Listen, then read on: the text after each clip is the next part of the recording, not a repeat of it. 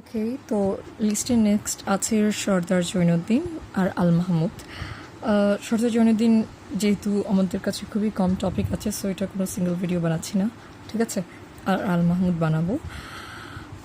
আর হচ্ছে এরপর যেগুলো আছে কাজী নজরুল ইসলাম, জসীমউদ্দিন, জীবনানন্দ, বঙ্কিমচন্দ্র, এগুলো অলরেডি বাংলা সাহিত্য প্লেলিস্টটাতে দেওয়া আছে as far as I remember.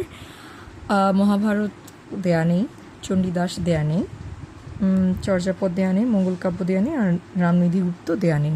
এর বাইরে বাকি সবগুলো দেওয়া আছে। সো এগুলো হচ্ছে আমি ওখান থেকেই দেখে নিব। আর বাকিগুলো হচ্ছে maybe some other time, because today I am running out of time. But আমি এখন আপাতত হচ্ছে সর্দার জৈনুদ্দিন আর আল মাহমুদ শেষ করব। ওকে, তো দেখি সর্দার জৈনুদ্দিন আমার ঝুলিতে কী কী আছে।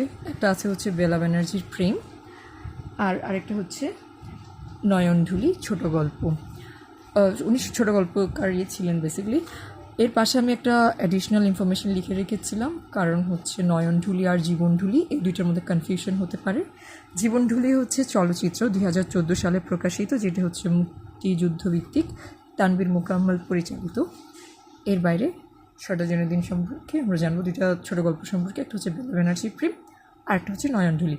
এরপর চলে যাচ্ছি ডিরেক্ট কবি Al Mahmud, very important for example, দেখা যায় সব ধরনের পরীক্ষাতেই আসে। তো কবি আল মাহমুদের আসল নাম হচ্ছে মীর আব্দুস শুকুর আল মাহমুদ। ওনার মৃত্যু হয়েছে খুবই সম্প্রতি 2020 সালে। ওনার কাব্যগ্রন্থগুলো হচ্ছে লোকান্তর, কালের কলস, সোনালী কাবিন। সোনালী কাবিনের একটা ফেমাস কবিতা হচ্ছে নোলক কবিতা, যেটা আমরা ছোটোবেলায় পড়েছিলাম। আছে বখতিয়ারের ঘোড়া, এরপর অদৃষ্টবাদীদের রান্নাবান্না। গল্পগ্রন্থগুলোর মধ্যে আছে পানখৌরির রক্ত, যেটি একটি কথা সাহিত্য, আর আছে সৌরভীর কাছে পরাজিত। কবি আল মাহমুদের আছে উপন্যাস ডাহুকি, উপমহাদেশ আর আগুনের মেয়ে। এর মধ্যে উপমহাদেশ হচ্ছে মুক্তিযুদ্ধ ভিত্তিক, আর আমি এখন এখানে আপডেট করেছি অদৃষ্টবাদীদের রান্নাবান্না, যেটি রবীন্দ্রনাথ ঠাকুরের একটা প্রবন্ধ গ্রন্থও আছে, কিন্তু আল মাহমুদের কাব্যগ্রন্থ। That's all for Al Mahmud.